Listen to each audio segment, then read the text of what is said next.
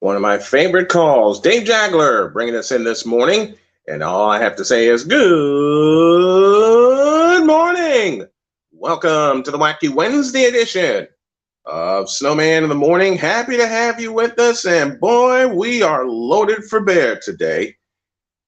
And I'm trying a few new things.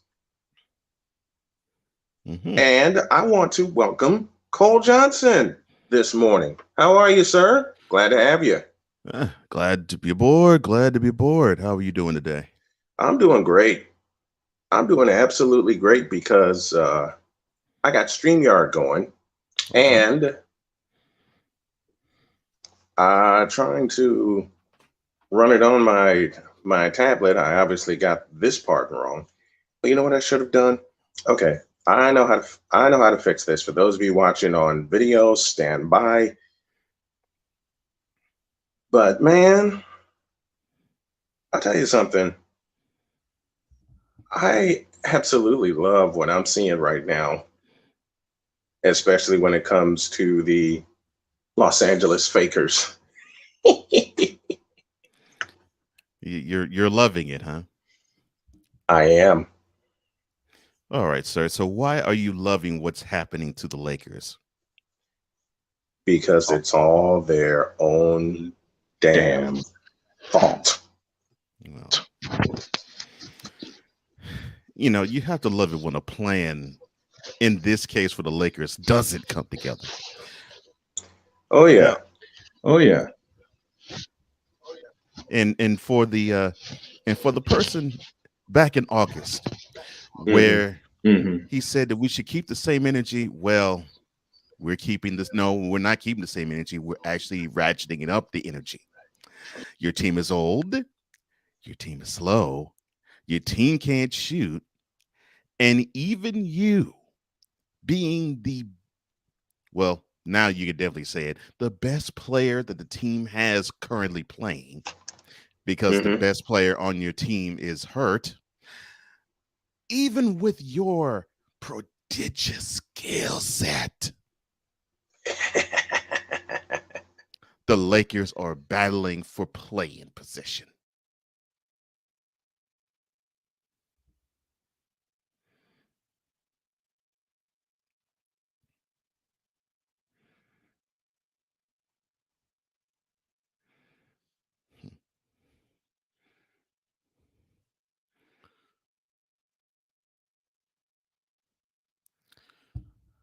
I tell you, it's a wonderful thing. It's a wonderful thing. It's a wonderful thing to see the Lakers have to go through what they're going through. It's a wonderful thing. And then you almost have to rejoice in seeing it happen, you know. They now have issues beating the Pelicans and the Mavericks at home.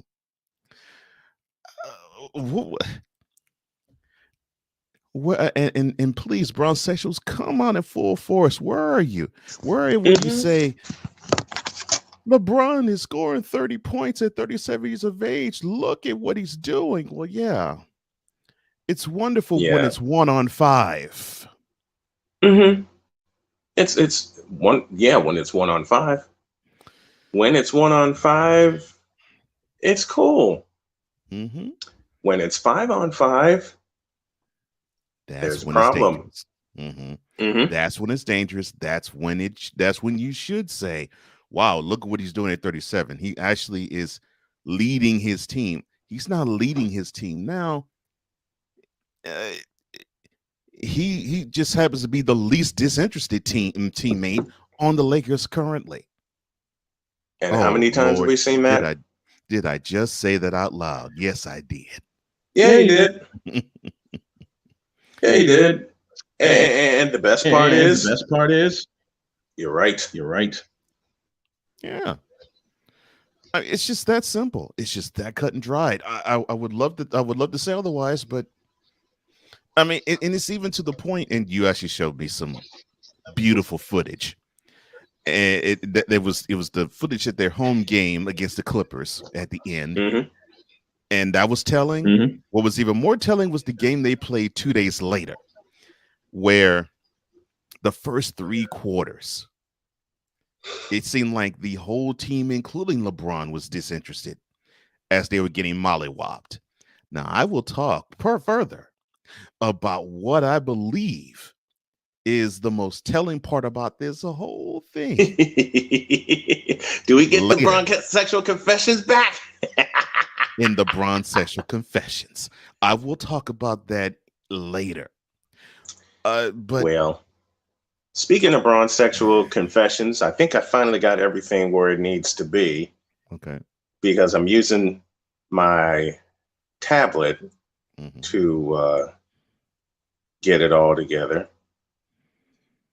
So I am going to do something that you've allowed me to do on this program.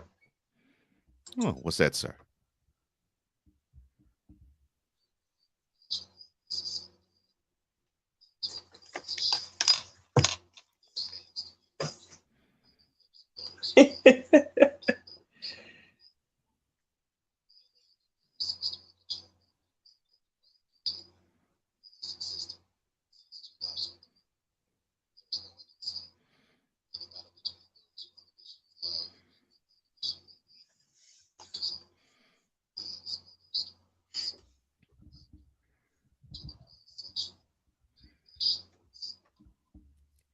Now, Cole has allowed me to take his segment, which you will see later today on Cole Sports. And if you haven't subscribed on YouTube, I suggest that you do.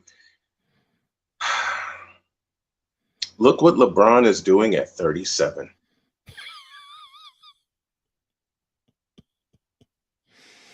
I could end it here by saying wilting in front of our eyes. And most nights, Jack Buck, where are you? Is LeBron's attitude. And we'll see you tomorrow night.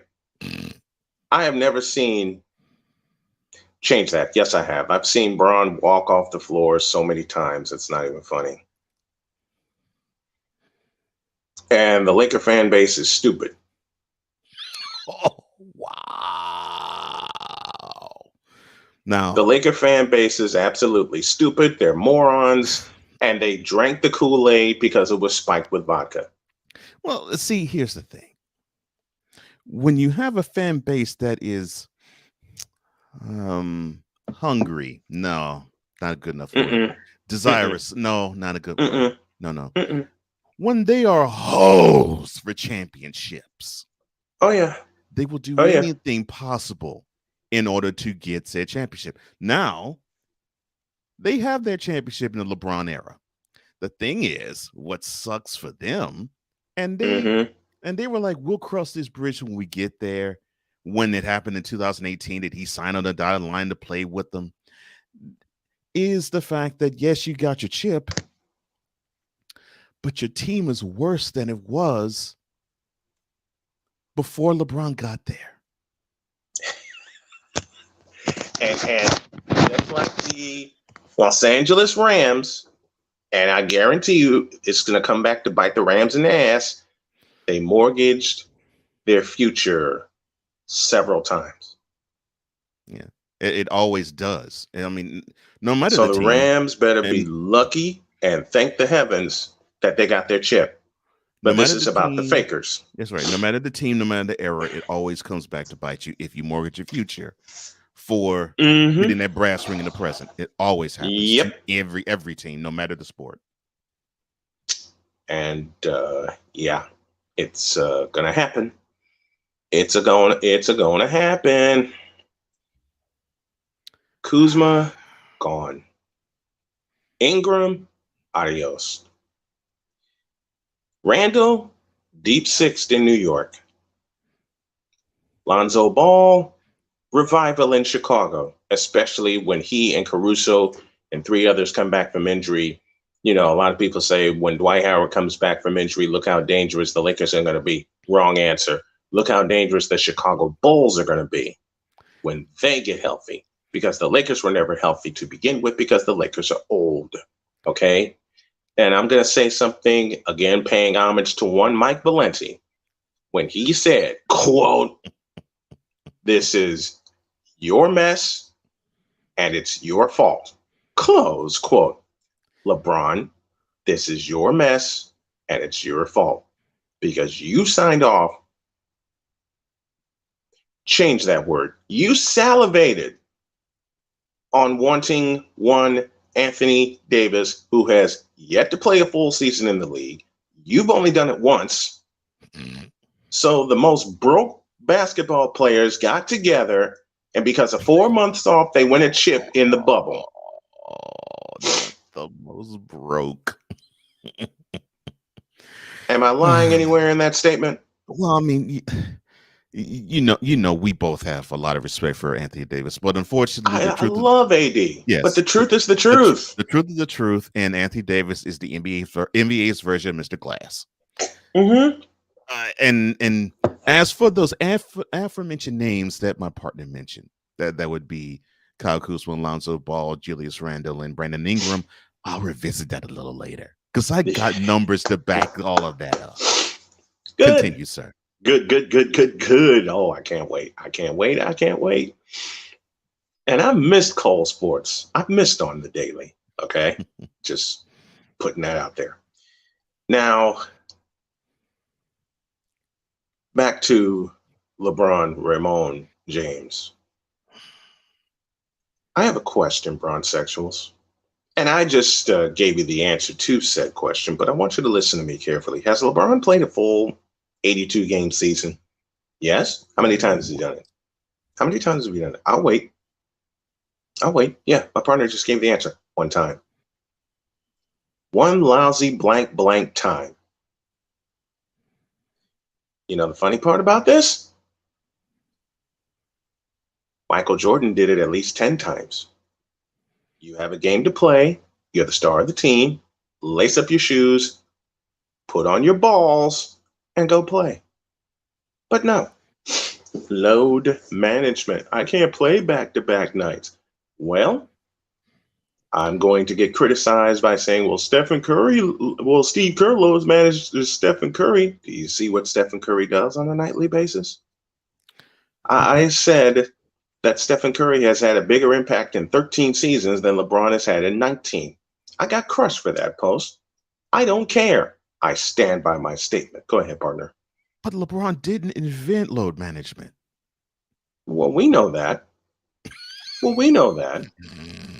We also know LeBron invented this age of super teams by taking his talents and whatever you call that they're in to South Beach.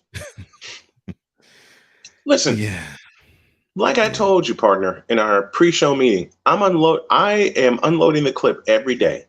I better be out of bullets, and I have my little notebook of facts for the day. Let's continue. Until I'm out of bullets, until I'm out of howitzers, until I'm out of bombs. And believe me, I got some bombs to drop. Oh my. Now, to this part of the Bronsexual Confessions, which I hate, and you're gonna have to give me the video piece to it, especially when I get it all together. So I had a conversation with a Bronsexual. Oh Lord have mercy. Who is a Laker fan. He's been a fan of the franchise. I would guess since the Kobe Shaq era. So I'll give Okay. him that. All right. So about I'll 2 decades. I'll give him. Okay. Yep. I'll give Okay. him that. Okay. He ripped up everybody else Oh on the no. team. Yeah. And by the look on my partner's face, and I'm glad we got video today, folks. This is the first full video era of Snowman in the Morning, so y'all better be ready. Oh my God. He ripped everybody else on the team, and you know my next 3 words. Except LeBron James. Yeah, we have a mutual friend, Barbershop Jay. Love you, bro. Yes. Yes. Love you, brother. He said something beautifully about LeBron in this aspect. He said, no, I'll do it this way. He said, quote, fans where I live, and he lives in the Cleveland area. See, fans where I live. He said that man, LeBron gets all of the praise when things go well, and he gets none of the criticism when things go south. I did not think it would transfer itself from Northeastern Ohio to Southern California because I thought the Lakers fandom held every one of their players to high standards. May I respond to that with one word? Yes, sir. May I respond to that, please? Yes, sir. No. I mean, wait. We grew up when the Showtime era started. And man, look, my first favorite player was Julius Erving, and I love the Philadelphia 76ers, but how can you ignore and not love the Showtime era of the Lakers? Couldn't. They were tailor-made for, seriously, that team was tailor-made for boys to watch that team and like. They just were. But we're talking about, how many times did we see the Showtime era on CBS on Sunday being the second game of the day? The first game was either at the Spectrum or Boston Garden or later on Chicago Stadium. Where was the second game? The second game was either in the Forum or whomever the Lakers were playing. Phoenix, Denver, Seattle, but it featured the Showtime Lakers. Yeah. These aren't the Showtime Lakers, folks. No, not even these close. Are the broke time Lakers. These are the old time Lakers. But these are the wheelchair logo in the paint Lakers. Yes, they are. This is LeBron James's fault because he mortgaged the team as soon as he got there. He put Jeannie Buss in charge and Rob Pelinka in charge in name only. And Carmelo Anthony summed it up best. Quote, you the GM, close quote. Carmelo Anthony, you stupid idiot. You should have stayed. You should have taken chances and gotten away from the Knicks when you had the opportunity. But no, you wanted the money. You wanted the spotlight, and it kicked you square in the ass. But it kicked you square in the ass. But we're talking about a fan base that they got on. We're talking about a fan base that was smart once upon a time when they had the Showtime era, when they had the Kobe and Shaq era, when they held people accountable. Remember 2004? When they got mollywopped by the Detroit Pistons? What did Laker fans say? We got beat by the better team. Laker fans were saying that to me, and I to them. See, those kind of Laker fans are my heart.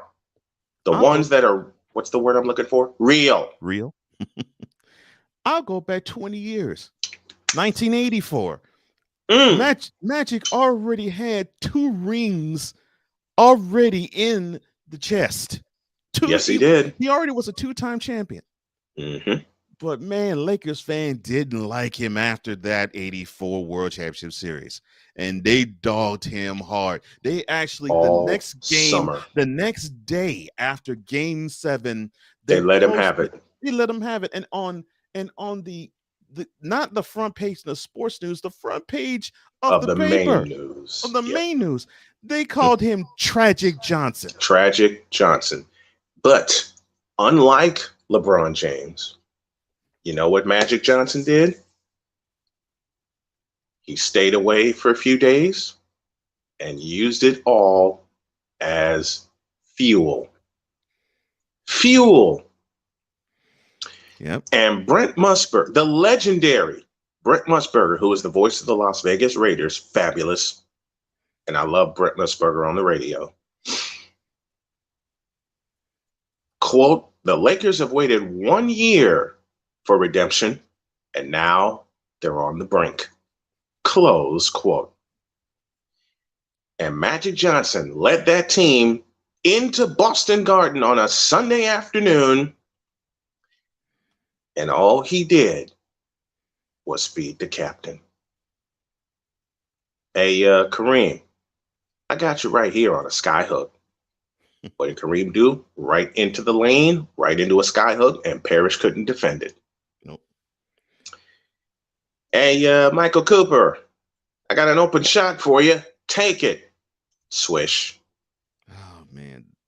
Hey, Bob McAdoo, get open on. Hey, Bob McAdoo, get open on the baseline. Swish. Oh, y'all want me to shoot? 20-footer. Swish. That's a name you don't hear often. They challenged Magic Johnson to shoot in Game 5 of the '85 World Championship Series.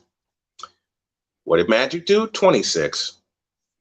And 3 big shots inside of 90 seconds, inside of 6 possessions, 3 for the Lakers, 3 for the Celtics. I'd advise y'all to go watch that game to see what basketball is all about. LeBron sees a hint of a triple team and bails out. Throws to Carmelo, who shoots a 30-footer about 25 feet. I was against the Clippers. I've said for the entirety of LeBron James's career, LeBron, you're not it. Oh, and he just happened, his hype just happened to increase during the season where we saw one of the greatest Western Conference finals ever, Lakers and Kings. Can we have that basketball back? Now, I'm going to drop a howitzer that I have been holding, but I've only said to Cole privately, I am now going to make it public. And it goes like this. LeBron James, everyone may have hyped you up, except Cole and I. But you, my friend, have ruined a once proud franchise and a once proud league.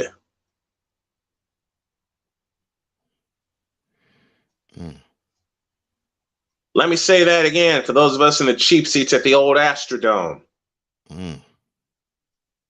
LeBron James, you have ruined a once proud league.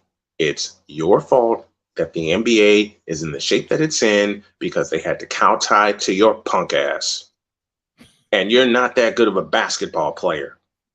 Fabulous athlete, even at 37. But your basketball skills I have questioned since day one in Sacramento. Everybody's saying, "Oh, look at LeBron James. Look at what he did in his first game in his rookie season." 25 against Sacramento. Meanwhile, Michael Jordan dropped 30 plus against Milwaukee. Meanwhile, in his third game, Michael Jordan dropped, 45 against the San Antonio Spurs. And this was the end of the Iceman era.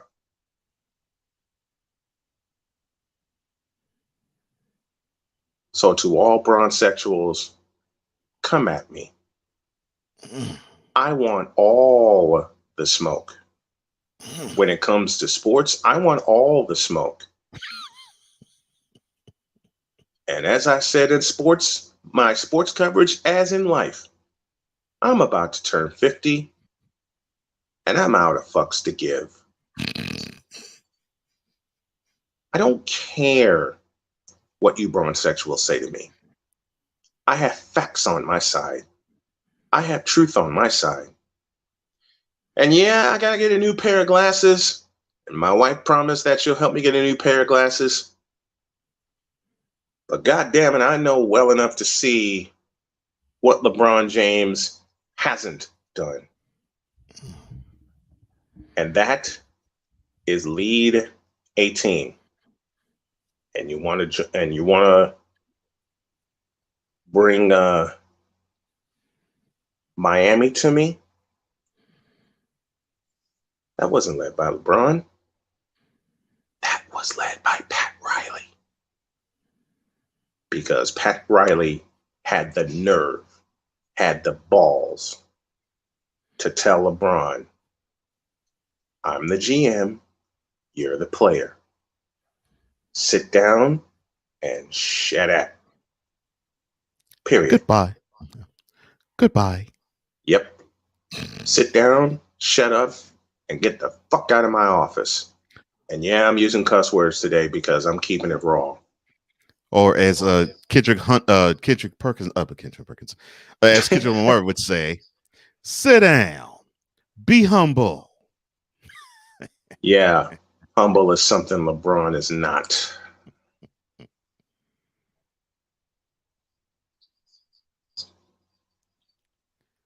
Oh boy.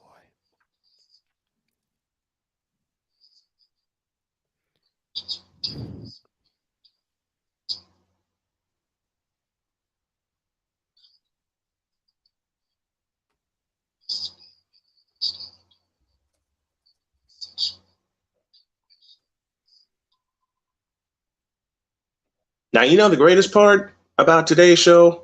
Even with a couple of hiccups at the top of it, you see Cole's face, you see my face. This is what I have been driving toward.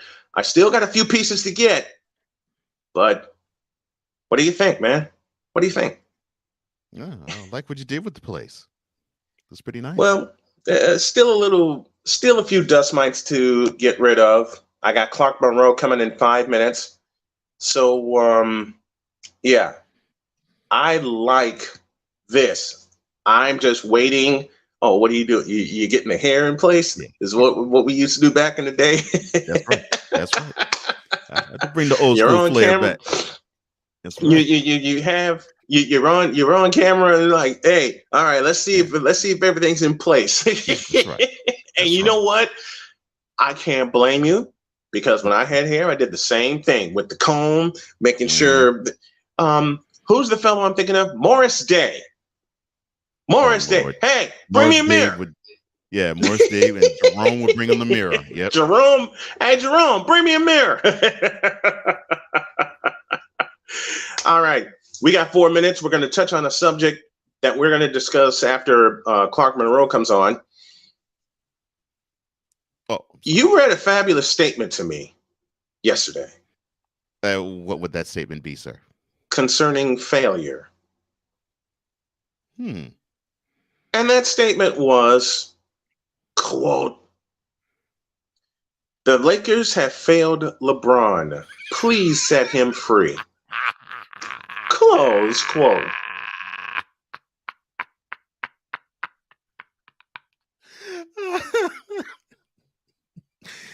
I know I got Kyler Murray on the docket, but I'm going to say my statement here.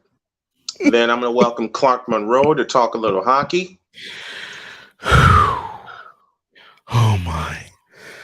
I will read it again. Quote. That was so funny. The Lakers have failed LeBron. Please set him free. Close quote. Okay. I have 180 seconds. If you think you're laughing now, you're going to really laugh at my next question. Oh my gosh. Yes, sir. What's the question? Who the fuck had the nerve to utter that? Oh my gosh. Seriously. Are you kidding me right now? Who in the Vita Blue hell had the nerve to utter that? Really? Oh my God. Failure on the part of the Lakers when LeBron caused all this mess? I know I'm cussing this morning. I'm sorry. I apologize. I apologize. He said the Lakers. I couldn't believe it when I saw it. I just burst into laughter as soon as I saw it. The Lakers failed LeBron. Now, the only question I have to ask about that is how. When you sent me that statement, you know what I did? I put it in the lineup. About 10 seconds after you said that to me, I'm going, let me read that again. I put it in the lineup. Yep. And I typed it. How the hell did the Lakers fail LeBron? Now, if you reverse that sentence, there's all kinds of truth to it. But the Lakers failed LeBron? What the hell have you been smoking? The Lakers really I don't even have to ask my next question because of your preface, which I will not repeat, before said quote. I'm not even going to go there with that because I already knew the answer. Oh my. I will say one thing about our people. They tend to lead with their heart and not with their eyes when it comes to sports. And part of me loves that about us. Part of me does. Yeah, but see, I'm rooted in facts. I'm rooted in truth. Oh, don't get it twisted. Most of me, I know. I know. Trust me. The guy that I had a conversation with ripped everybody on the Lakers.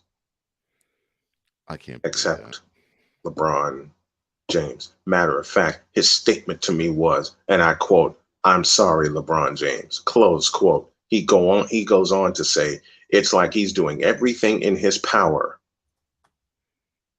to make the Lakers relevant. Really? Really? And you want to call this failure on the part of the Lakers? Let me pose a question here. Why won't you Laker fans? Why won't the Laker organization call out the one individual who's responsible for this mess? Well, okay. This is a two-pronged answer. So the Lakers organization, they try to pride themselves on being classy and not not get into soap opera-esque arguments and drama. They try to pride themselves on that. That's the organizational aspect. The fandom part, it is just simple and plain. Okay. They want them rings, and however they can get them, they'll get them. Heck, if Satan, I'm not exaggerating when I say it. If Satan wore the purple and the gold, they'd be rooting for that sucker. I mean, it's just that bad. They will sell their souls for a championship. It does not matter who is on the team. Doesn't matter how they gut it. They want a chip every year. Yeah. And that bubble championship is worse. And the bubble championship looks worse every single day.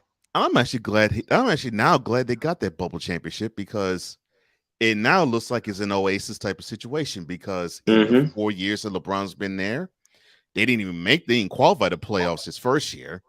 Third year, they got bounced to the first round after being in the play-in round, and this year they're headed to the play-in round this year. If they don't lose their way out of it. And the Warriors got screwed in that play-in round. The Warriors got absolutely played to the left. Yeah. The Warriors got, I'll keep saying it. The Warriors got played to the left. And the people who watch know they got played to the left. Because I'll say it again. The foul they called on Draymond Green should not have been called because Draymond was not even in the damn play. Well, in the process of getting producer Clark here in just a moment. Yeah, people were too busy celebrating LeBron's 30-foot three. Yeah, which he claimed he got poked in the eye. Well, which he claims he got poked in the eye. Somebody better fire his drama teacher. He poked himself in the eye. Yeah, somebody better fire his drama teacher. Mm-hmm. That's all I got to say about that. Somebody better fire his drama teacher because somebody he's not learning. Somebody poked him in the eye. My ass. Well, no. Somebody poked him in the eye. No, he was right. Someone poked him in the eye, but he was the man in the mirror who poked him in the eye. Yeah, he poked himself in the eye and wound up getting a foul because of it. Mm-hmm. Oh, brother. All right. Yeah. Let's talk some NHL hockey. And the super producer from the Rod Peterson Show and one of the co-hosts of the Squadcast now joins me, Mr. Clark Monroe, as we head to Canada. Good morning, sir. How's it going, guys? Thanks for having me on. Doing good, man. Okay. Okay, producer Clark. Who's the one team this year that has surprised you in the NHL? And I think we have the same answer, but I want to hear yours. Yeah, there's definitely a few teams, Brian. One team that I think I've talked about before is the Nashville Predators, and I know that there's other teams out there as well, but man, Nashville was a team that wasn't supposed to be making the playoffs this year whatsoever, and they're out here pushing real hard for a playoff spot. They were going to be trading off all of their players at the beginning of the year. They might be keeping all their players now because they're in a chance to have a really nice playoff run, and I think some of these guys have definitely earned that. Especially the way UC Saros, their goaltender's been playing, absolute star, taking over from the longtime franchise icon goaltender Pekka Rinne after he retired last year. Go look at how many games UC Saros has played. He's absolutely being a workhorse for Nashville, and so shout out to my boy Max Ritz. But yes, he would be very happy to tell you that Nashville is overperforming for sure.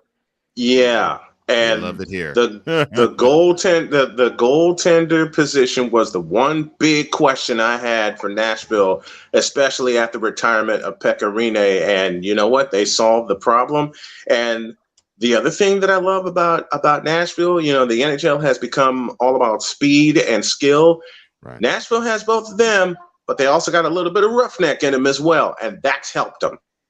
Yeah, and like they have rookie sensation Tanner Jeannot from right in my backyard here in Saskatchewan.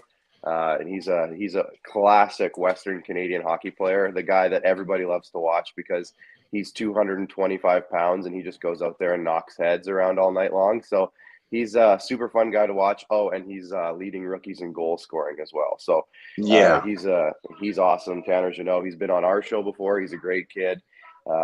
Does nothing but whatever you tell him to do. That kid's awesome. So he's been a rejuvenation for Nashville in terms of a type of player they really needed. And he's come along kind of out of nowhere because he was a little overlooked when he was in junior hockey, and here he is doing so well. So it's great to see. I've watched the Rod Peterson Show countless times. Like I said, it's a guilty pleasure of mine. And there's one thing you guys talk about. And that's junior hockey. There was a tournament that was unfortunately canceled due to COVID, but you guys have gotten me into junior hockey, and some of the players that are there that come into the NHL, absolutely off the chart. You wouldn't expect them to be off the chart, when they're developing and playing hockey, but I'll be doggone. These kids have come to play, and I love it. Oh, yeah. It's funny because, I always tell Americans when I'm talking to you guys, like junior hockey up here, it's NCAA football from what you guys have in terms of our hype around it and everything. Like it's our version of NCAA football. I mean, March Madness, like that kind of stuff. Like that's what junior hockey is for us. So we grow up watching it. It's in our backyards. It's in the smaller communities. It's not like the major markets. A lot of small towns have junior hockey teams. So we all grow up watching these kids develop and get better and play in the World Junior Hockey Championships. And to see them develop and grow is kind of like a pride thing for us in our own little communities. Like, for example, I grew up in Moose Jaw, Saskatchewan, guys. Yes, it's called Moose Jaw. I know. And yeah. And, they have a team called the Moose Jaw Warriors, and they developed a ton of NHL players when I was growing up. And guys like Troy Brower, who's won a Stanley Cup, guys like Braden Point now with the Tampa Bay Lightning, who has won 2 Stanley Cups in a row. Morgan Riley, the star defenseman for the Toronto Maple Leafs. They all came from the little Moose Jaw Warriors. Yes. Then I moved to Regina, the Regina Pats, of course. Jordan Eberle is a name that comes to mind. Lots of guys have come from the Regina Pats as well. So it's awesome to see these junior hockey players grow, develop, and then become superstars in the NHL. Clark Monroe joining us, talking some hockey as we continue here on Snowman in the Morning on this Wednesday. I'll say it again. Y'all got me hooked on watching junior hockey, and I try to tune in whenever I can, and it's fun to see. But let's go back to the NHL. Talk to me about your Maple Leafs. Oh my gosh, how long do we have? This year's Maple Leafs team has been, I'm going to say, a roller coaster, but it's so funny, Brian, because as Maple Leafs fans, we're like tuned to just hate everything that's going on. I mean, we've been so bad. We've been so bad for so long, and now that they're good, we have, we used to clamor for the day when we could have a guy who scores a point per game. That's 80 points over 80 games, right? We have 6 of those guys now, and we think it's the worst team we've ever seen because they can't win a game dominantly. They're not winning games good enough. Right. Yet they're one of the best teams in the league in the standings. They've won more games than 25 other teams in the league. Yet, nope, not good enough. The goalies aren't good enough. They're not tough enough. They don't score the right types of goals. They need to go out and trade everybody for everybody else. They need to improve everything. Fire the coach, fire the GM. So it's a crazy time to be alive because, again, they're the best team they've ever been.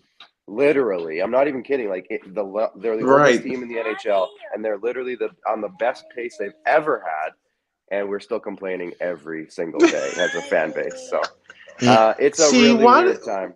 See, why does that sound? And I know Rod's gonna laugh at me for this. Why does it sound like the Dallas Cowboys so many times over? Oh, they are the best. A lot of people compare the Leafs to the NHL's version of the Dallas Cowboys. They always, it's always our year, and they always falter. So yeah, it's exactly that. Oh gracious, I love it. I love it. I've seen that comparison. I've made that comparison so many times. As we steam toward the playoffs, to 2-time defending champion Stanley Cup Lightning, where do they stand? Talk to me. Yeah, I mean, when we're talking Leafs and Lightning, it looks like they're on a collision course for like a clash of the Titans in round 1 of the playoffs, and that's just how the NHL system is set up. They're like tied for points right now, and the way they have it is that 2 teams in the division play each other, and it looks like those 2 teams are going to be 2nd and 3rd in their division. So that's just how it works. Wow. First in the division plays 4th, or the top wild card team, and then 2nd plays 3rd. And right now that's Toronto versus Tampa. So it's unfortunate because for both teams, the Atlantic Division, which features Toronto, Tampa Bay, and Florida, just happen to be 3 of the top 5 teams in the league, and they have to face each other in the first round of the playoffs. You would think Basketball is moving towards the discussion of should we do it so it's 1 versus 16, whereas the NHL is, hey, we should have 1 versus 3 play in the first round. That would be a great idea. I think that'd be smart. As you eliminating one of the best teams in the first round. So it's a frustrating system, but at the same time, that's what they chose years ago, and it doesn't always work out that way. It just so happens that the Atlantic Division has 3 juggernauts in it the last couple of years. Clark Monroe on the line with us from Saskatchewan to talk hockey, World Juniors, junior hockey, and the NHL. This is our hockey expert, and I love having him on. Thanks a lot, Clark. I appreciate the time. Absolutely, guys. Thanks for having me on. No problem. Super producer Clark Monroe joining us here today. And you know what? The Toronto Maple Leafs are the NHL's version of the Dallas Cowboys. Man, Scary. it's scary, but scary. it's true. It's scary, but it's true.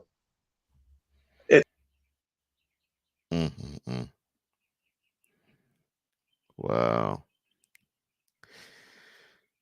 Any team being compared to Cowboys, yeah, that would be something else. That would be scary. Now I experienced being friends with a Bruins fan, and one of the teams he hated was the Maple Leafs. And and the reason being was similar to what you all were saying, that they have the ridiculous expectations that go along with what their team is about, and and of course, whenever the Bruins would get over on the Red Wings, Maple Leafs, my friend would love it. He would absolutely love it.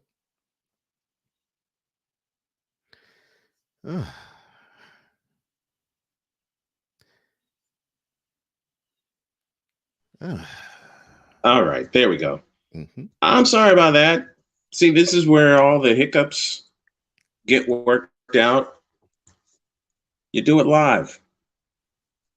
You absolutely do it live. So back to the segment where failure is on the part of the Lakers. Okay. Yes. Who wrote that? Who had the nerve to... Who did that?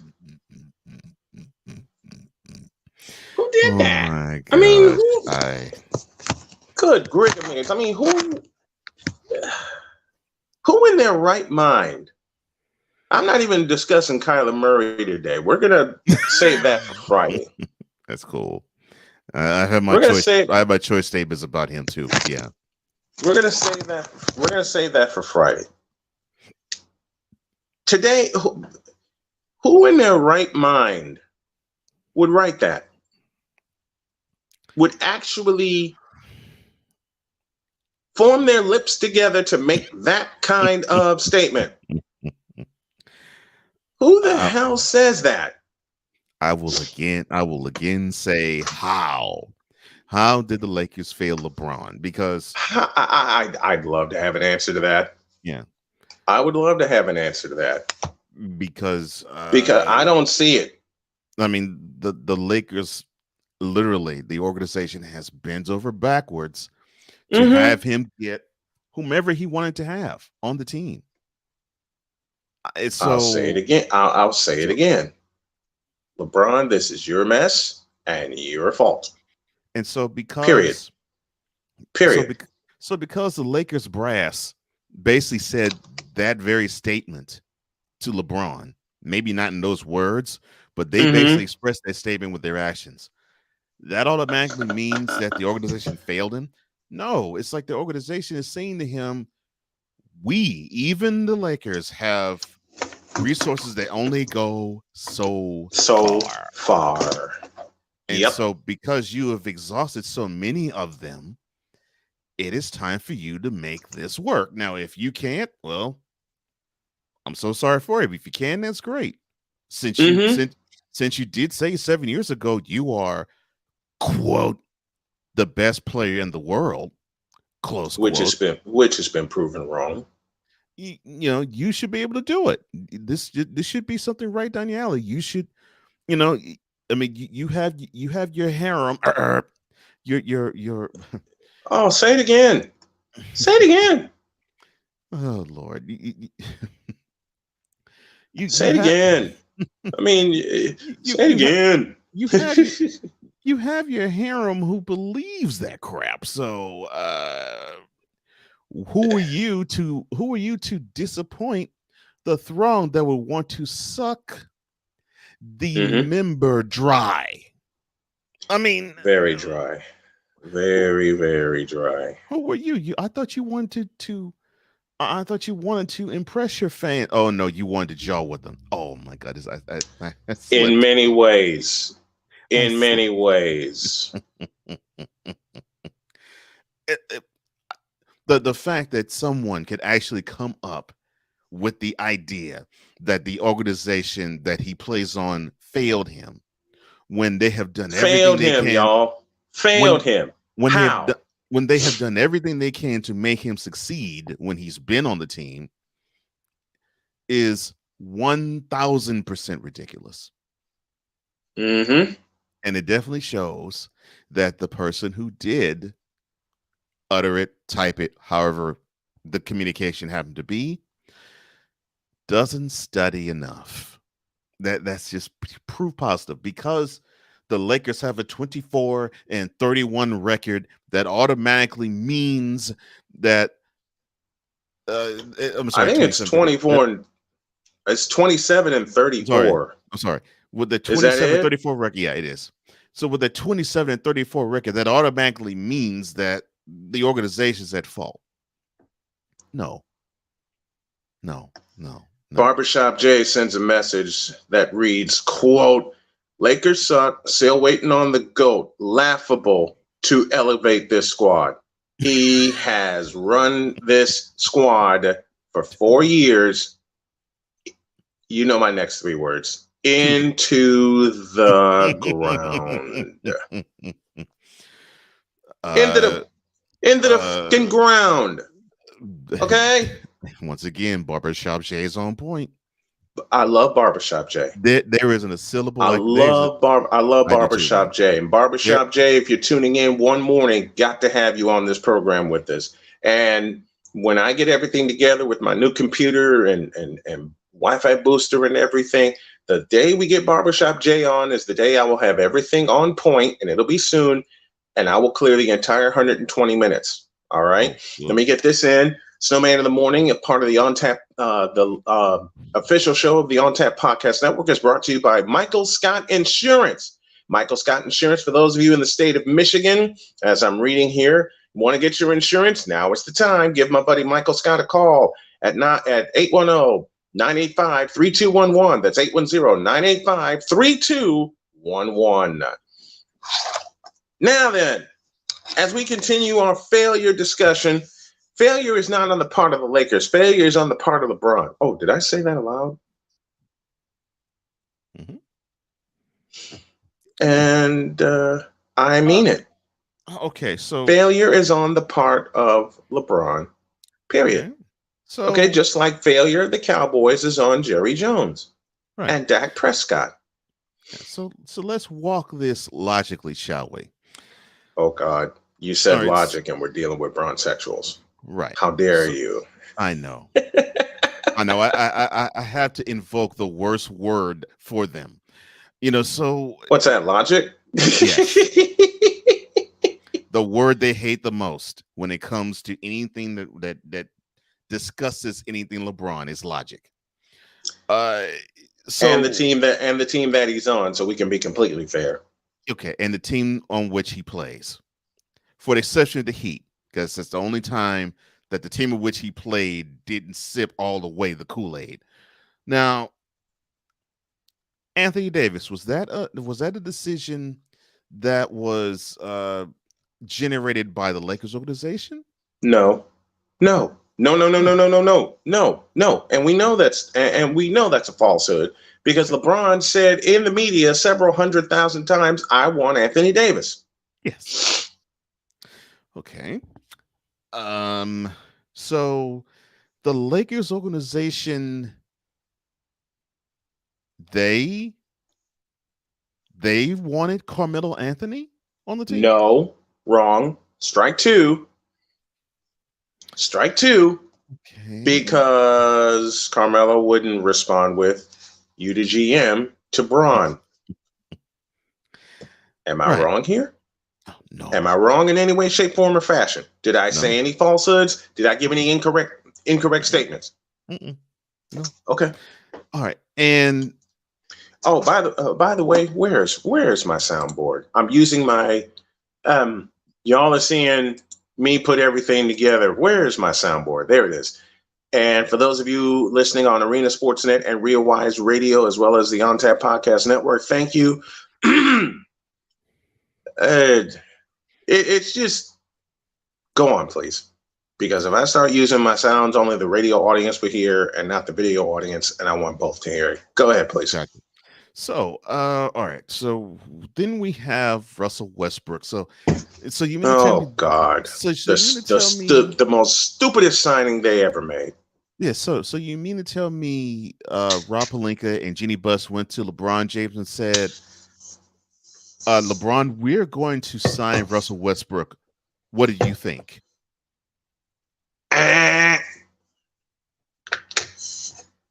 So, just by those three names I mentioned, and I didn't even talk about the trades that they engendered in order to get them. Jeez. Just the three names I mentioned. Oh, and then let's mention another one. So, Rajon Rondo, he returned to the Lakers because the Lakers organization loved what he did in the bubble, and they missed him in 2021. I'll stop you right there.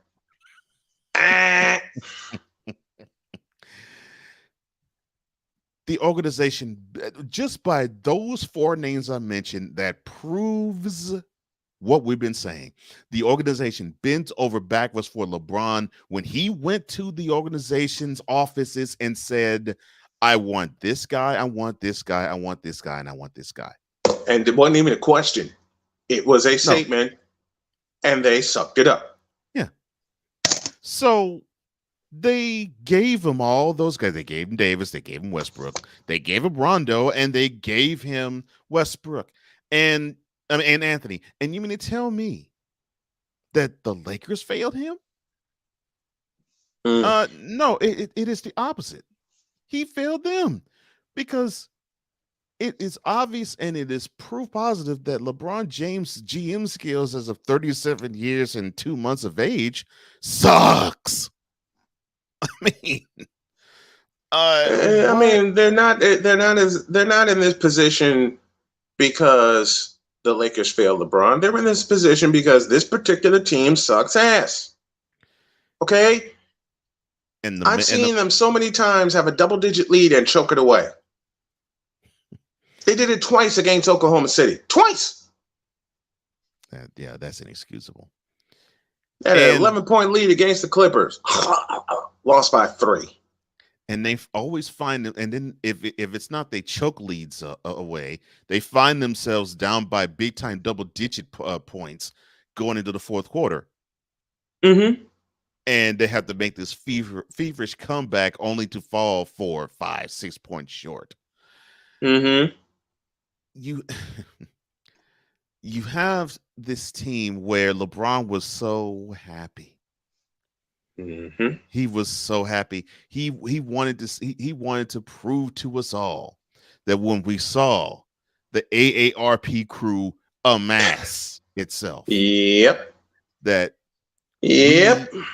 we were going to be shamed, and we couldn't keep our same energy because we were going to be wowed by the fact this team was going to pull out 60, maybe 70 wins this year. Mm-hmm. And we looked at this team. I laugh. Yeah. I laugh. We looked at this team 7 months ago. We said, okay, Carmelo Anthony, all right, he's an offensive black hole. He can get hot at times, but he can brick a lot of the times too right now. Mm-hmm. And we've seen it. Yeah. Russell Westbrook. Oh, he basically is nothing more than a 6'3" version of LeBron James. Yep. Let's see. Incredible motor. Incredible motor. Lack of skills. Motor. Exactly. Incredible motor. Definitely a lack of skills that is on par with LeBron. And then you have Anthony Davis, who is the best player on the team, LeBron included. But he can't even stay on the court 60 games in the season. And when he's on the court, they don't want to go to him, even though and I know this will make you smile, sir. Even though Davis, LeBron, Anthony, and Westbrook met up with one another in LeBron's house, and Anthony, Westbrook, and LeBron said, quote, "You are the man, Anthony. You are the go-to man for the Lakers. We go as far as you do." Close quote. Lies. Now, with an offensive I'll black say hole, it again. a guy who's lies. With an offensive black hole, a guy who has to have the ball all the time, a guy who just will never give up the ball anytime. Mm-hmm.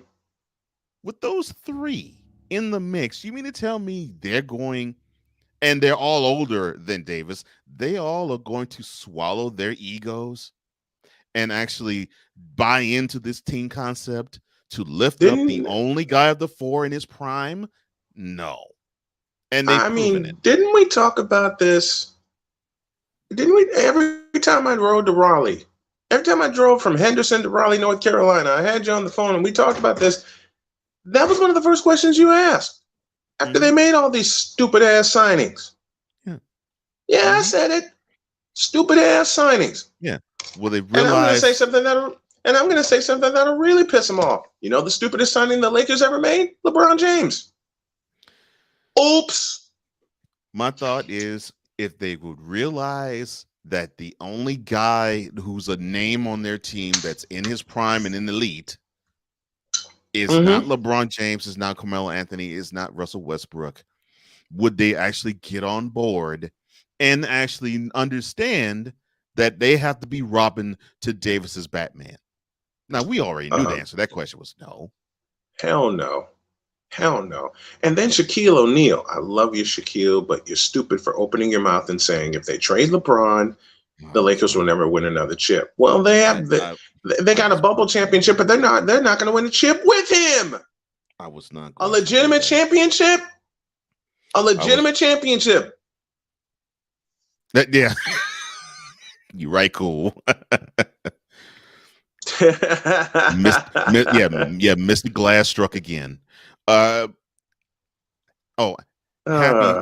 50th, Big Diesel. But happy 50th indeed. But there's something in that magic number 50. That'll be me this summer, celebrating my 50th. Brother, happy 50th, Diesel, but you open your mouth on this one. Brother, I love you, Shaq. I love you dearly. Dearly. And there's some aspects of what you have actually said since you become an analyst I love. Yes. This one, not so much, man, because you stupidly, see it. He saw it. He saw it. He sees it. He sees it. You see it now, and you saw it. You saw it when your boy, the late great Kobe Bryant, was on the team, and he was 37. It just wasn't going to be in the cards. They just needed to either have him retire, or they needed to have him be traded off or released. But something needed to happen in terms of him not being on the team any longer because his shelf life was done. And that is not an insult to Kobe. No. Just like it's not an insult at all. It's just the usefulness. But many people will take it as an insult. They will. But many people will take it as an insult. So be it. But LeBron has outlived his usefulness as a Laker. He just has. And you all can say, but he still can put up 29 and 6 and 7. I don't give a crap. Does he have the record like the Suns have? Does he have a record like the Warriors have? Does he have a record like the Chicago Bulls have? The Miami Heat, the Milwaukee Bucks? And the answer to all that is no. Right. Cool McCain says Monk is the guy to re-sign, make him a focal point of the rebuild. Yeah, I'll give you that. That's the only name. You don't even resign Anthony Davis. Taylor Horton Tucker might be the other one possible. Taylor Horton Tucker is done. But he is so up and down. He is this team's version to Kentavious Caldwell Pope, where one game he can show that he just like the scoreboard, and the next game, 30 minutes he'll play and not score a bucket. Yeah. this team is so in tatters, man. You actually have to hold, and Malik Monk is actually has some skills, but you actually have to But pin your hopes. his skills are being stunted, just like Joel Embiid's skills are being stunted by James Harden. Taylor Horton Tucker and Malik Monk's skills are being stunted by LeBron James. Not the Lakers, right, but by LeBron. And now now that organization has to pin their hopes on a Malik Monk. Hopefully Taylor Horton Tucker gets out of his up and down funk, and hopefully Austin Reeves develops. I mean, that is where they are, and where they will be. Yeah, until LeBron James goes, and that is their future. Until, unfortunately, one of those big time pieces, LeBron will probably have to be the big time piece, because that's the only one. That's the only piece where they will probably get a good amount of value in return that the Lakers could have to salvage whatever the LeBron era Lakers were, and they can actually charge forward, not feeling as though they hit rock bottom like they did in 2013. But they're going to hit further than rock bottom once LeBron leaves, and if they get nothing in return for him, because they are not going to get much for Westbrook. They may not get much for Davis. They're really not. And they most certainly are not going to get anything for Carmelo, because he's probably going to retire. So where are you going to get the value? All right, now we got some time. Bill Schonick at the halfway point of the hour, and then 45 past the hour, Patrick Voss will take us into our closing. I have one question. I was going to save this for Friday, but we'll start it here on a Wednesday. All right. Kyler Murray, what the hell are you thinking? Kyler Murray, what in the vital red hell are you thinking? No. Are you thinking? That's the question I would ask, Mr. Murray. What the hell do you want? Thinking? Are you thinking? Are you thinking at all? If the demands are true, because one of them happens to be that he wants to have his college teammate CeeDee Lamb on the team. If that happens to be true, the stuff that is coming out of Phoenix is absolutely ridiculous, man. If that is true, if stuff like that is true, I'm like, oh my gosh. $80 million for what? I didn't think Kyler Murray would be good when he came out of Oklahoma. I still don't think he's all that. And people want to make him all that. For what? He has the You're only as good as your running game. You're only as good as your running game. He has the makings of things, but unfortunately, the way he's going and the way he's being developed, we'll keep saying he has the makings of, and we won't ever see him top out. Nope. The win against Dallas was his ceiling. And if that's the case, that's disappointing, because even in that game, he still could play better. The win against Dallas in Dallas, or against the Arlington football team, as Cool McCain says. Matter of fact, let me find that. There it is. Let me put this comment up. His correction: the Arlington football team, or AFT. Thank you, Cool McCain, for that. And for those who think that he's referring to the Commanders, no. That's the Arlington, Texas football team. Not the Arlington, Virginia football team. Arlington, Texas. All right. We're talking about we're talking about the Dallas Cowboys. CeeDee Lamb with the Cardinals. That's not going to work.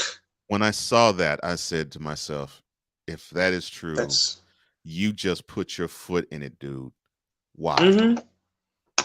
I mean, you already have a stud in a wide receiver in DeAndre Hopkins. CeeDee Lamb is not him. Not even close. You know why CeeDee Lamb got drafted by the Cowboys? Because of one catch he made in Oklahoma, and it didn't even count. It didn't even count. And now Kyler Murray is demanding all the money for what? He hasn't proven anything. He wants CeeDee Lamb in Arizona. Why? You already have DeAndre Hopkins. You got Zach Ertz. Use your weapons that you have. And the weapons are good. And forget even Hopkins. The weapons are good. You mentioned Ertz. Christian Kirk is nothing to sneeze at. And AJ Green is having a resurgence. What's the problem? Kyler Murray's the problem. Kyler Murray is the problem. He's being a little diva, and he needs to be brought down a couple of pegs. Wait, is the Cardinals' offensive line that porous to where you got hit so hard, as we saw in the wildcard game that you all played in SoFi, that they gave you brain damage? I don't understand it, man. I don't. I seriously don't. I don't understand it either.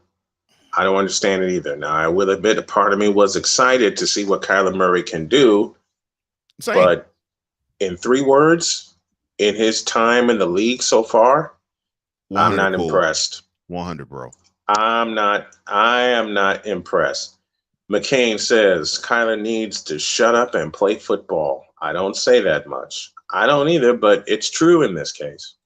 Yeah. It's true in this case. I mean, he has a Kyler good needs team. to shut up and Kyler needs to shut up and play football. Kyler is good, but yeah, I know what I've seen over the years, and I'm not impressed. Kyler's good. He has good pieces around him. I 100% agree with you. They need to brush up on the secondary a bit. They need to find that playmaker that's a pass rusher. And they need to find a bell cow. They need to find a bell cow for a running back. Yes, I'm about to say, and they must do something to resuscitate their running game, because their running game is horrible. Their running game has not been existent since Kyler Murray showed up.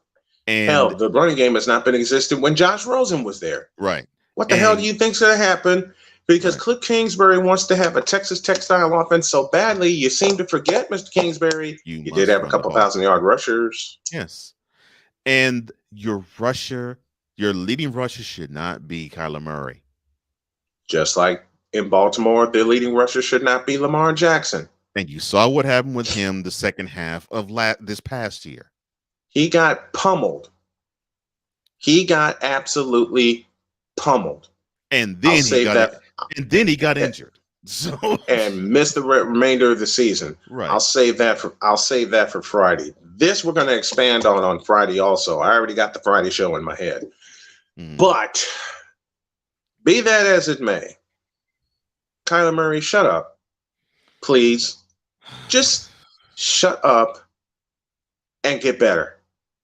I want to see you get better. I want to, and I think Cole's going to agree with my next sentence, I want to see you become a quarterback. Please.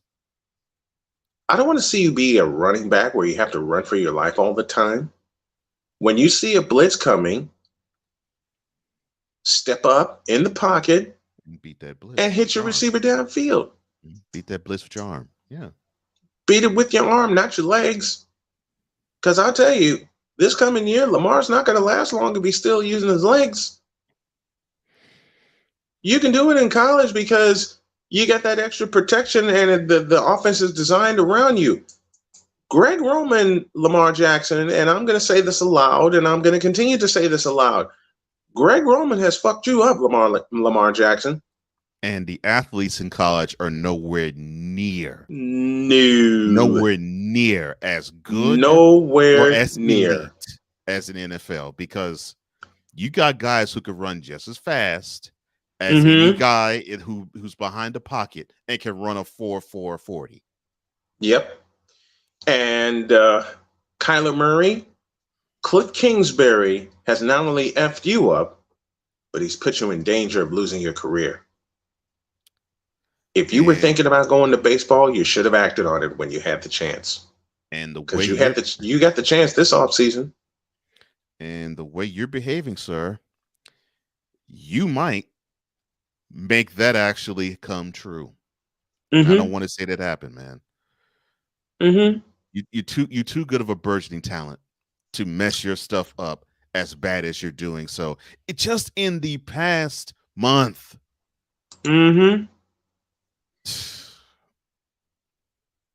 Just in the past month.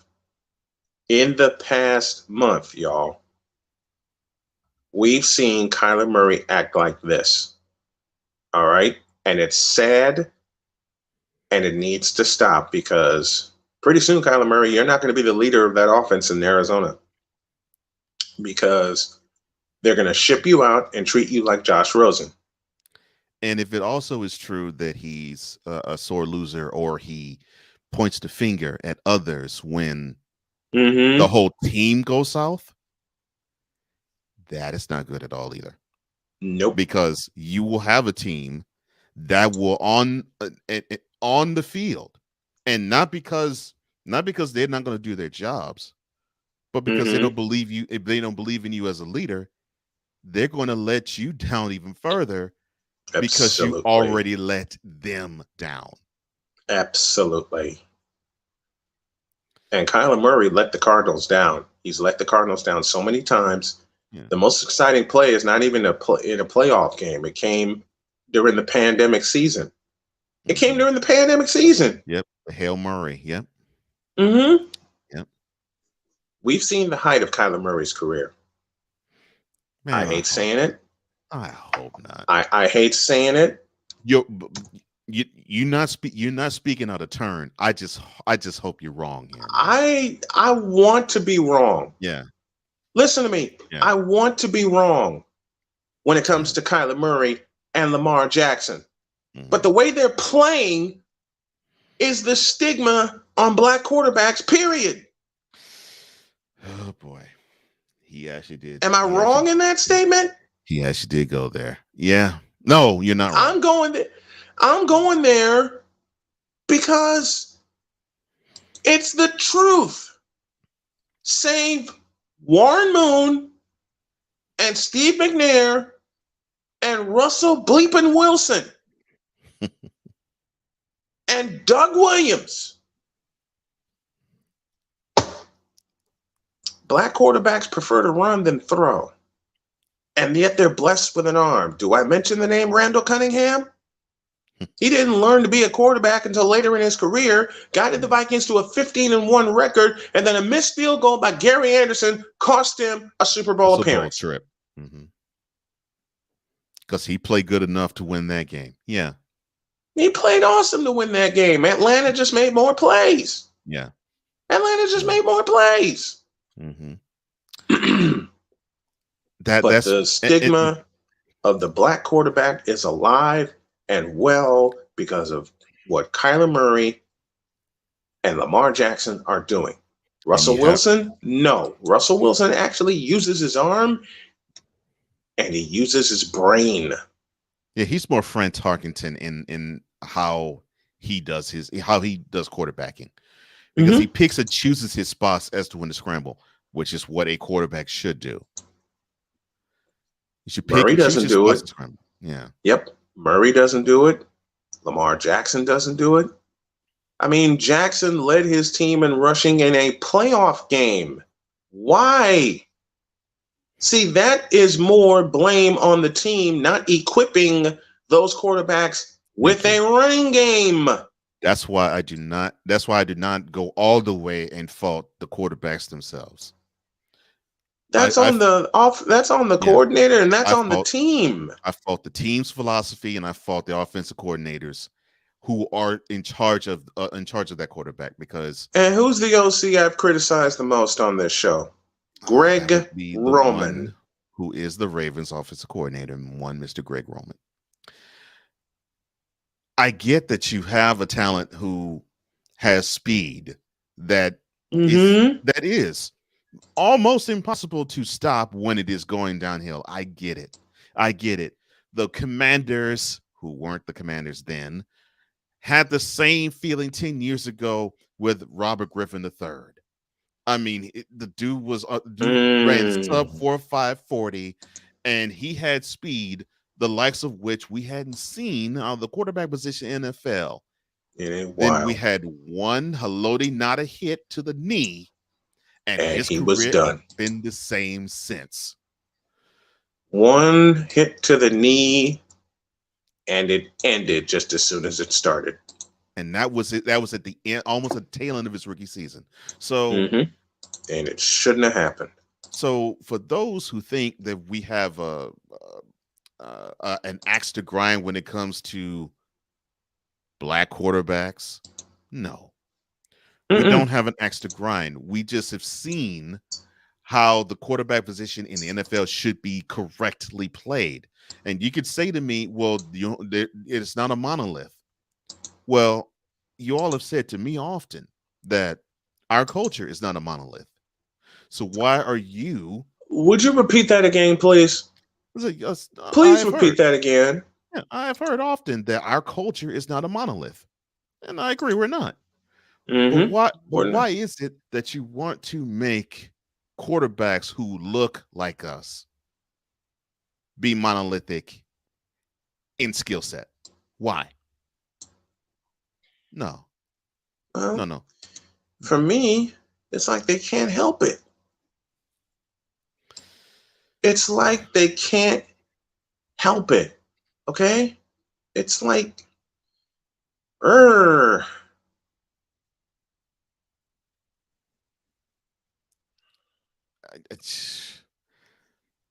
mean, should the aspect of Lamar Jackson, the 3 games before he got injured, yes, not be a case study in when teams actually know what a quarterback can do naturally and they set out to stop what he naturally does? And you say it so eloquently. Black quarterbacks shouldn't be a monolith. No. But the case study in Kyler Murray and Lamar Jackson says otherwise. The case study of RG3 says otherwise. I mean, you're supposed to be a quarterback, black, white, or whatever. You're supposed to be a quarterback. And right. I'll offer this example again.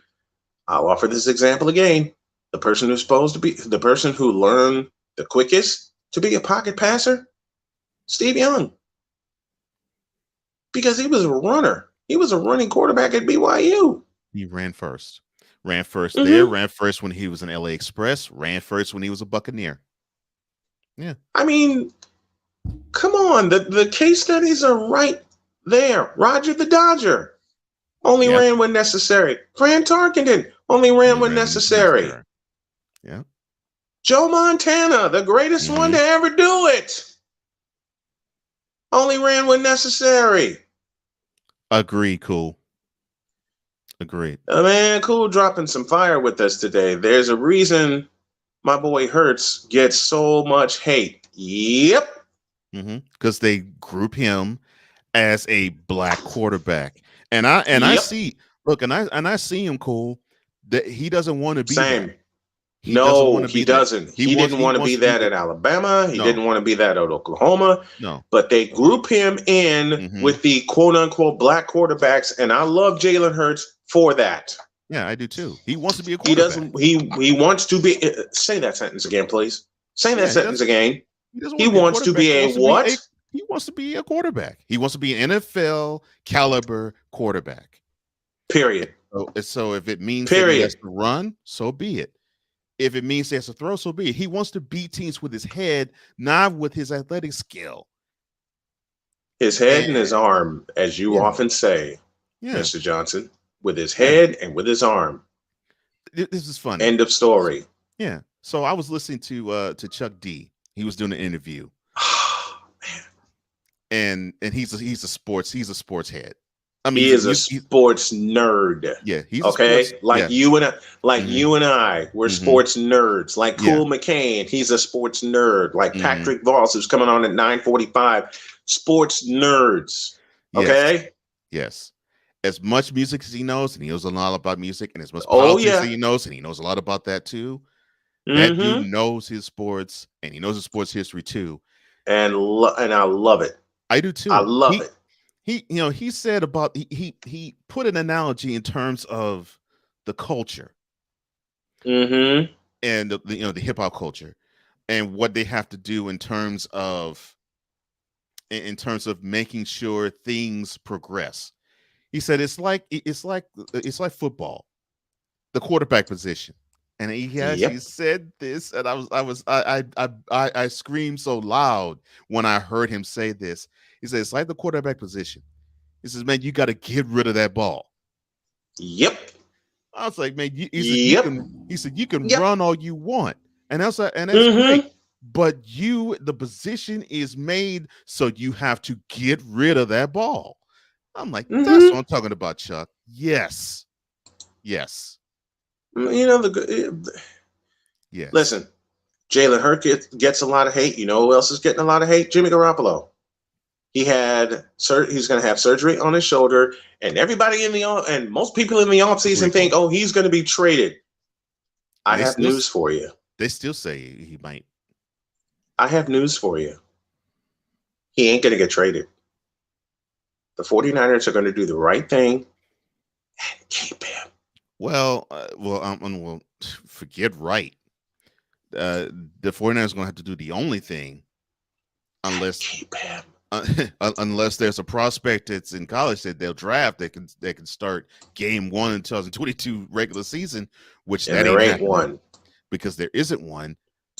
And Trey Lance is not ready. Let me just say this clearly. Yes, Trey Lance is not ready. I'm sorry. The only decision is to keep Garoppolo because Trey Lance is not that guy.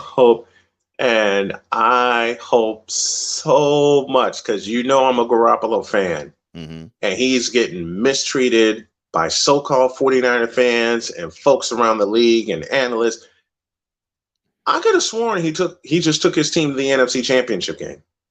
I could have sworn that just happened. Not only that, he staked it to a 10-point lead in the third quarter of said game. Within an eyelash of another Super Bowl appearance. You stupid fools. I will say this again. So you got a guy who took you to the bowl and was one possession away from winning it all there. Mm-hmm. And 2 years later, he takes you to the NFC Championship game, and he's one possession away from with a bad shoulder and a bad thumb. With a bad shoulder and bad thumb this time around. And with a bad, Nate Ward says, "Hope the Steelers go out and get him." No. Garoppolo needs to stay put. Well, I'll put it this way. I will push back against this. I'm pushing back against this. I love you, Nate Ward, who's a big-time 49er fan, but Jimmy Garoppolo needs to stay put, period. The problem with that is, and look, I believe that Garoppolo would be a good fit with the Steelers. The problem is, who are you willing to give up if you're the Steelers? Mm-hmm. Because they're not going to give you TJ Watt. They're not going to give you Minka Fitzpatrick. Micah Fitzpatrick, nope. Minka Fitzpatrick. I bet you beg your pardon. They're not going to give. They're not going to give you Najee Harris. Not even close. So not even close. So the pieces that you get in return, that is what you have to ask. I don't know if the Steelers want to part with any of them. They're not going to. They're not going to. Nate Ward's a Steeler fan. I thought of somebody else. I'm sorry, Nate. Nate's one of my buddies up in Michigan City. I mean, my brain is just really foggy today. But you know what? We're having fun. We're in the second hour of Snowman in the morning. Later on this summer, maybe next fall, there may be a third hour added because we got some things in the works. Waiting on Bill Schonick to talk Spurs. We're talking football right now, and believe me, I already got what I have in mind to discuss on Friday. But I'll go back to a point that I said just a few moments ago. Jimmy Garoppolo staying put.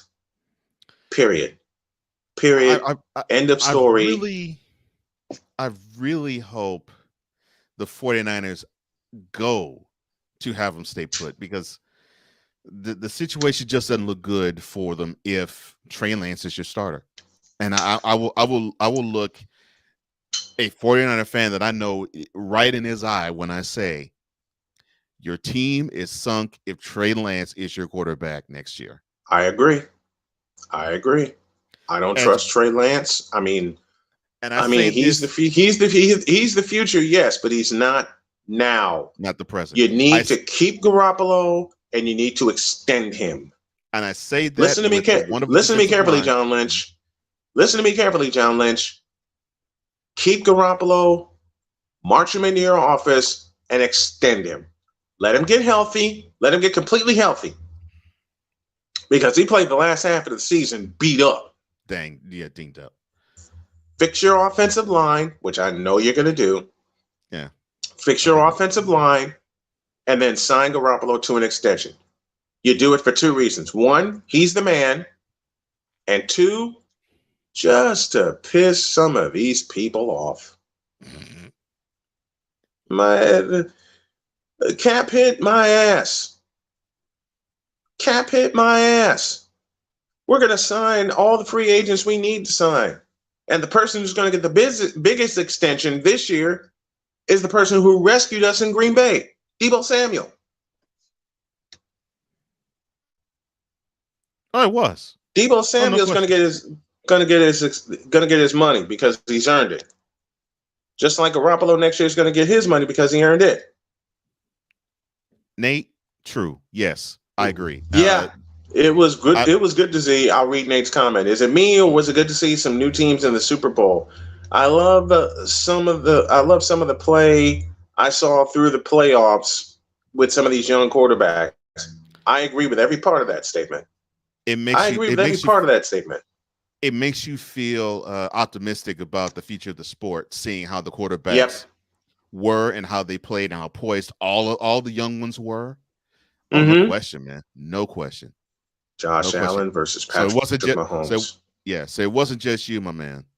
It was good for me to see it too. And I've Josh Allen versus, that's all I have to say. Josh Allen versus Patrick Mahomes. And the thing that's all I got to say. We'll at least get the chance to see that again in the regular season next year. So I'm happy to see that. And I've said this in private too. I want to see it in the playoffs again. I want to see it playoffs. I want to see it in the playoffs again, and then have the score be like 60-57 when it's over.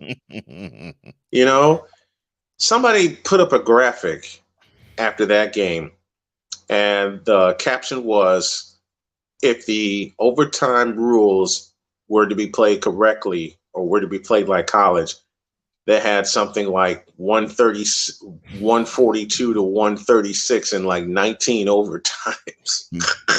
I'm about to say it looked like one of those NBA games back in the day when we were young.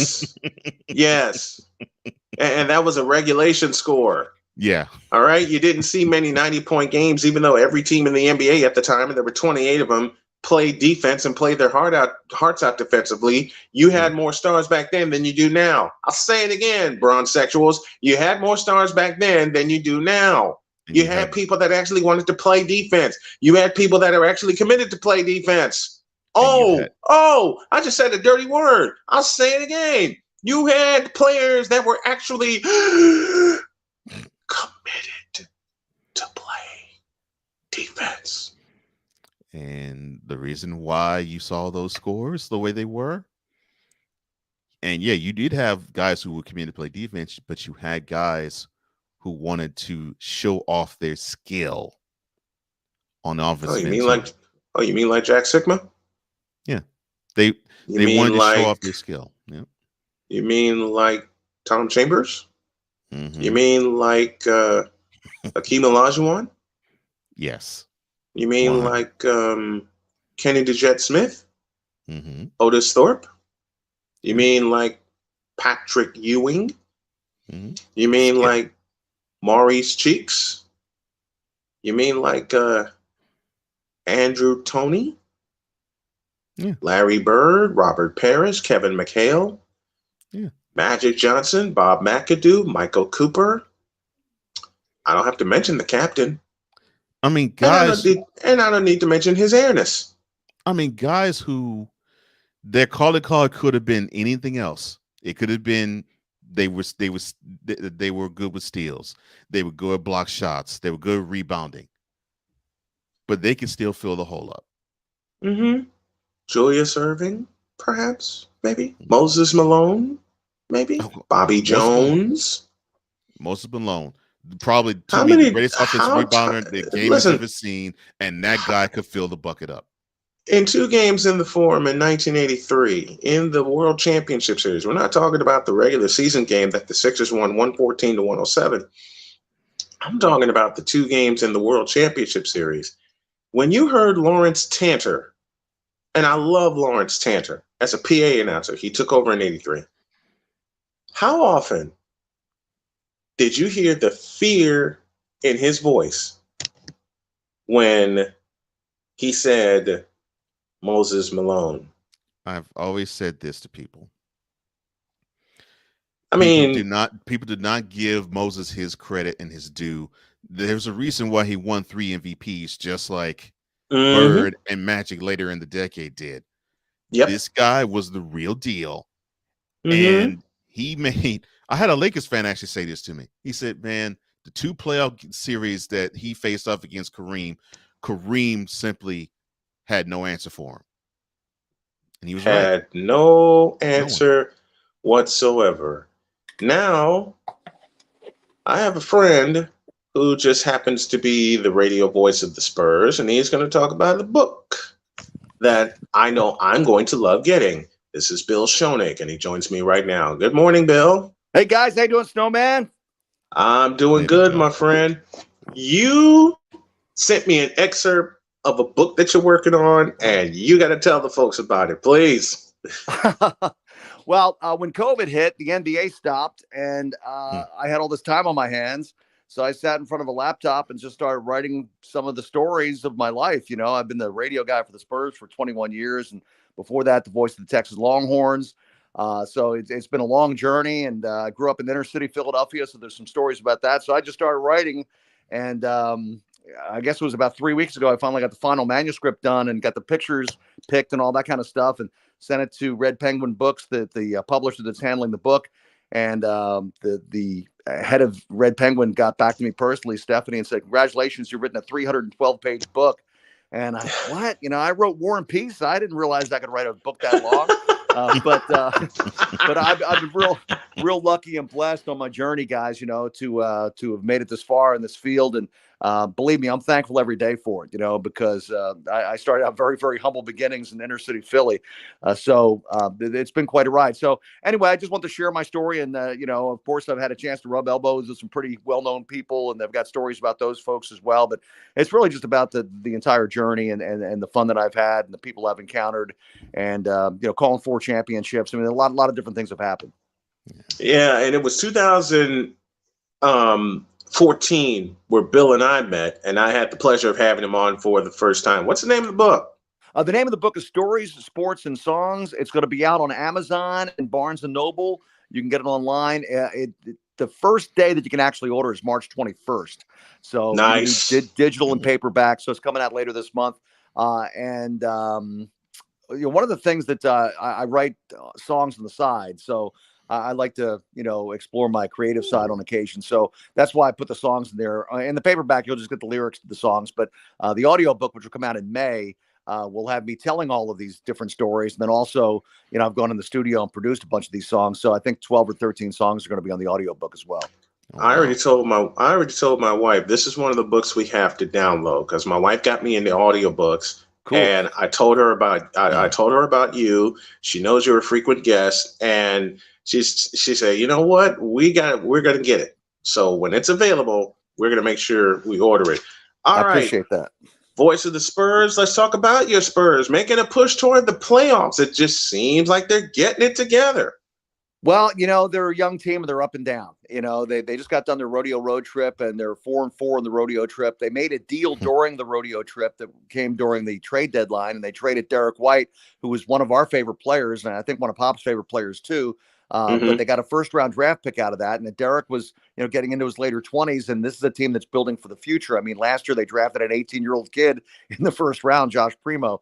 So they clearly have their sights set on the future, and now they've accumulated what looks to be 3 draft picks in the first round for next year, and a lot of cap space, a lot of flexibility. So this is a team that's building for the future. They're still trying to win now, and they're still trying to make the playoffs this season. And they're a game and a half out of the play-in spot right now. So it's a matter of these young guys coming together. But DeJounte Murray has really established himself as a true star in the league. Of course, he made the All-Star team this year, and he's putting up amazing numbers. He's almost averaging a triple-double. He's 20 points and 9.5 assists, 8.5 rebounds. He's leading the league in steals with 2 steals per game. So he has really come on. He's the leader of this young group. So I'm excited about the future with these young guys. Of course, any young team is going to be up and down, but I think in the future they're going to be just fine.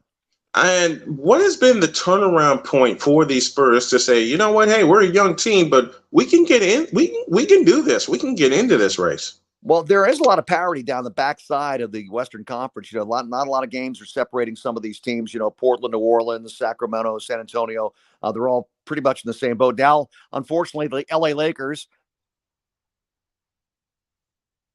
But the Lakers have dropped right into that same discussion. Are they going to make the play-in? And that's legitimate concern if you're a Lakers fan about they put all their chips in the center of the table, and now it's not working out for them. But that's another story. So this young team, I mean, again, I don't know that they've turned the corner yet. They're still trying to find that consistency that comes with a little bit more experience. But we've got a young guy named Devin Vassell, who's now the starting 2 guard. He's going to have the opportunity now that Derek White is off to Boston. And I really like him. He's only 21 years of age. He played 2 years at Florida State. He's still a very young player, but he's got good defensive chops. I think that he's going to develop his 3-point shot to be a little bit more consistent. But I really like what I've seen from him. So they've got a lot of young guys with a great deal of potential in the future.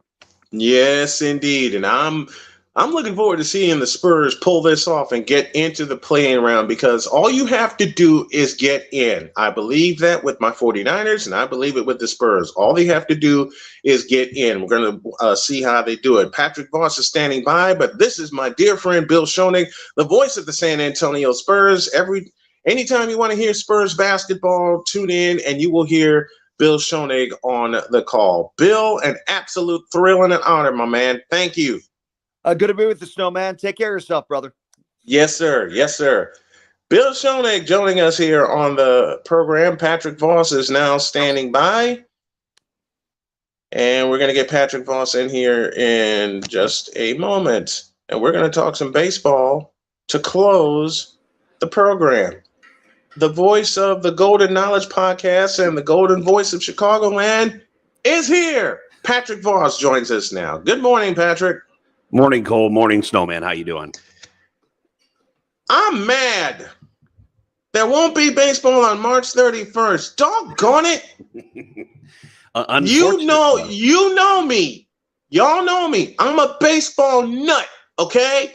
And to see the news that Patrick, take the floor, please, before I go off. Absolutely.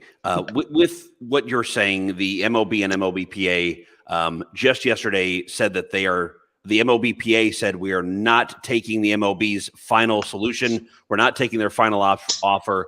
And the first 2 series, at least, of the MLB season, opening day and the first 2 series, will be canceled as of right now.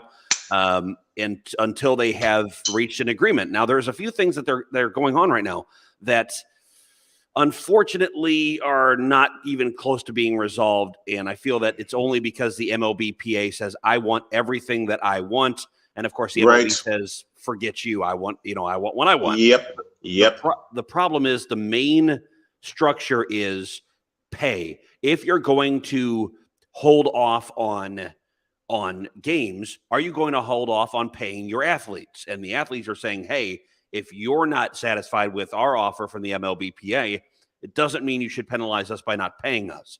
So that's also something on the table that's, I think, ticking off a lot of the MLB players and thus causing some tension. Now, I had heard from a few folks in the industry that they were worried that the MLB season wasn't going to get underway at all. And I'm like, that's not going to happen. I'm sorry.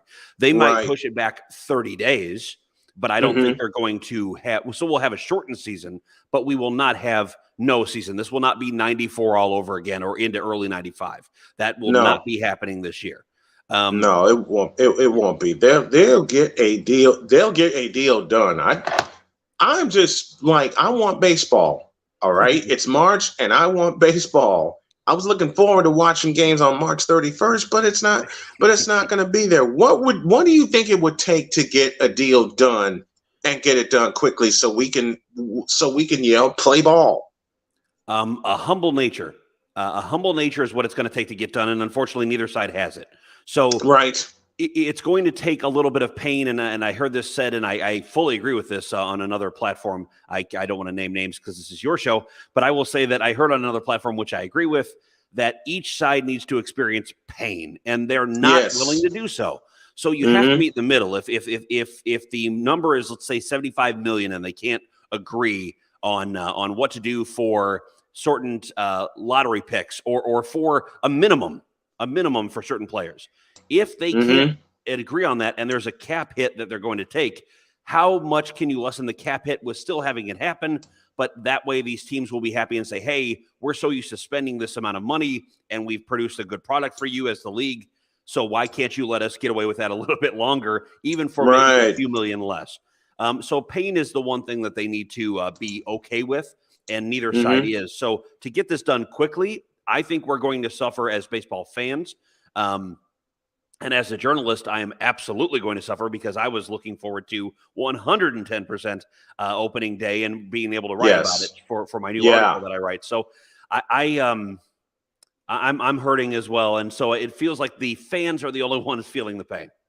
Major League Baseball insider Patrick Voss joining me here from my hometown of Chicago. I'm going to go ahead and start our previews anyway. Let's talk some positives about baseball. Let's start in the American League West. When we'll preview this division. We'll preview every division every time I have Patrick on as we go through the season. Starting the American League West, can anybody knock off the Houston Astros? I'll answer that from a personal standpoint. No. I don't think it's other teams that will knock off the Houston Astros. I think it will be the Houston Astros that knock off the Houston Astros. And by that, I mean not necessarily cheating or doing anything underhanded, mostly just staying healthy, right? Yeah. You have big swingers on the team, and I think that also comes with a price. I mean, you have the 90s White Sox teams who had big swingers, and for a while they seemed to show flashes just like these Houston Astros are showing flashes. But I think that staying healthy is going to be the key, and yes, that is the only thing that can defeat Houston. Houston is going to be the team around for the next few years at least. I do see those shifting winds happening, every about 5 or 6 years. You do see a new team trying to step up, trying to challenge, and then at least it puts pressure and makes it more interesting. But no, from a personal standpoint, no one beats out Houston.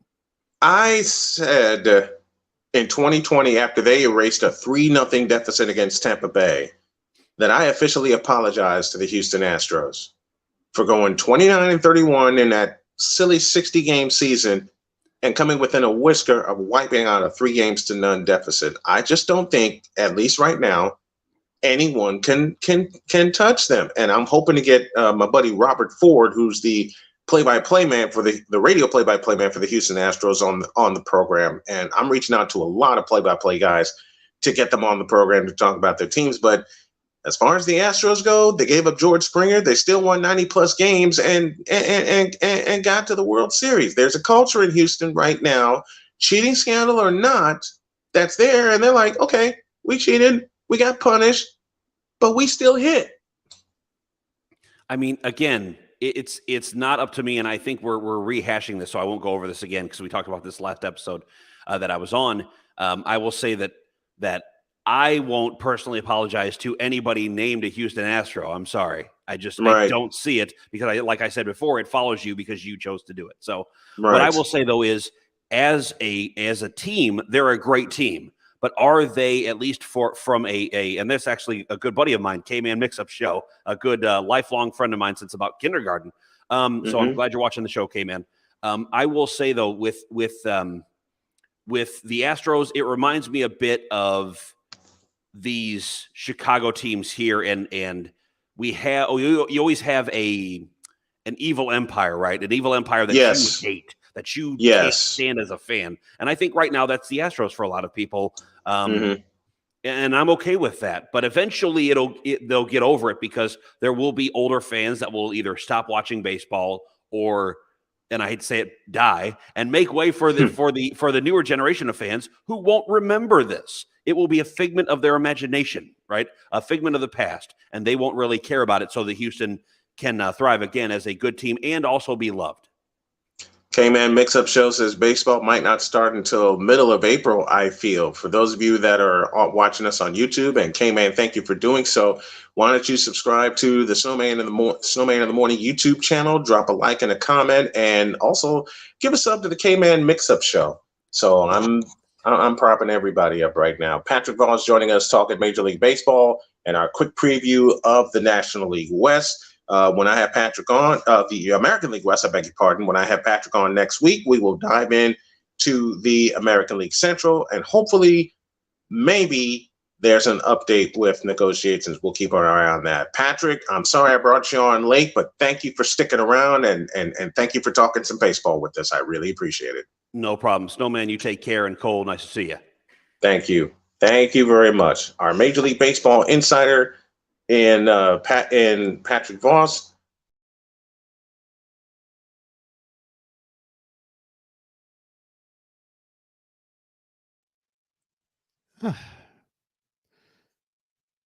Well, baseball.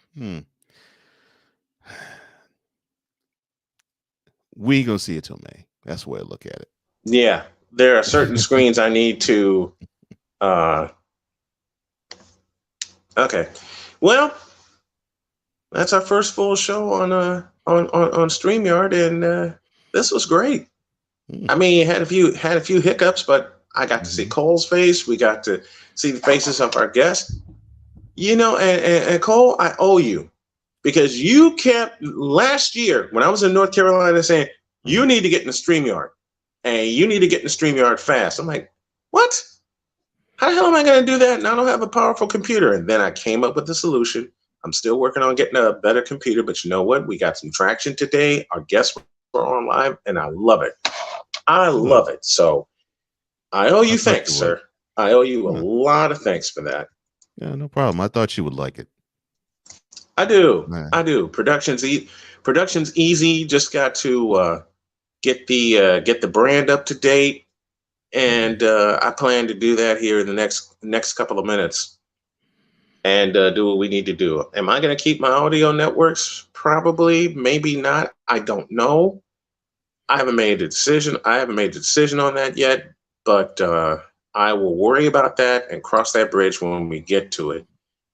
Now, to close up shop, hey, Los Angeles Lakers, how does it feel to be down in the dumps? Hey, Philadelphia 76ers, you really trust James Harden right now? Do you really trust James Harden right now? I don't. You got more experience than I do, my friend, when it comes to James Harden. I don't trust his ass. Period. I don't. And I won't. Yeah. The 76ers fan base is going to be in the world of hurt. And I'm not saying that gloating. I'm not saying it happy. I'm saying that just having 8 years of knowledge of seeing James Harden disappoint me year after year. Now, and Brooklyn had their chance to see him last year. Fortunately, now now they know, and now they know what pain is. Now they know what pain is. Yeah. All right, time for a Cole Sports on the Daily Preview. What you got for us today?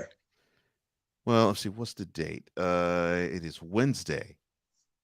Well, since it's Wednesday, you already know how I get down on Wednesday. Ron's Sexual Confession Wednesday. And for this episode, oh boy, I talked to a Lakers fan and proved to him the deals that LeBron made set the team back far too far. And he said, prove it. You talked to a Laker fan and you had to school him? Yeah. You had to school a Laker fan the same way I did? He said, prove it. And I proved it. And not just with rhetoric, I proved it with numbers. So good. Tune in.